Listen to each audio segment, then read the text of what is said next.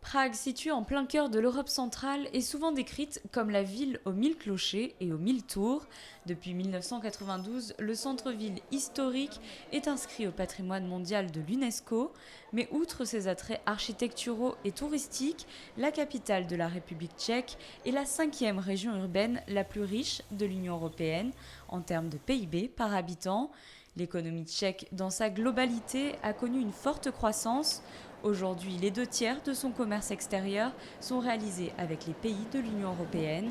Le prince souverain a donc souhaité répondre positivement à l'invitation du président Miloš Zeman afin d'élargir leurs relations et d'envisager de nouvelles opportunités entre les deux pays.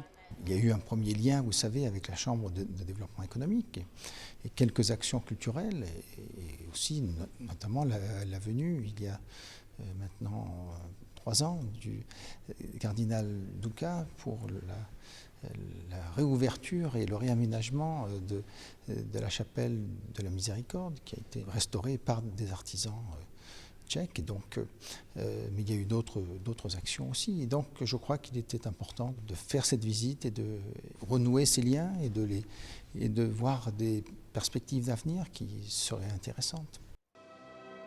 Le souverain était accompagné d'une délégation monégasque. Ce jeudi, ils se sont rendus au château de Prague.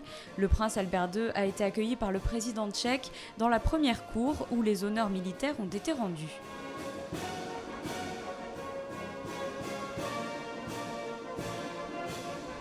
Les deux chefs d'État se sont ensuite entretenus sur des questions liées à la coopération économique et culturelle entre les deux pays et sur les relations respectives avec l'Union européenne.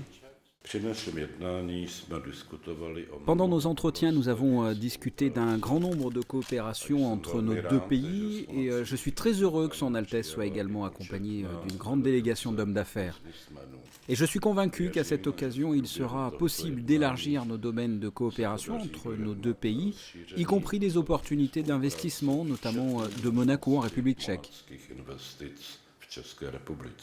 Cette journée s'est finalement terminée par un dîner d'État donné par le président tchèque au château de Prague. Une délégation de la Chambre de développement économique de Monaco était également présente.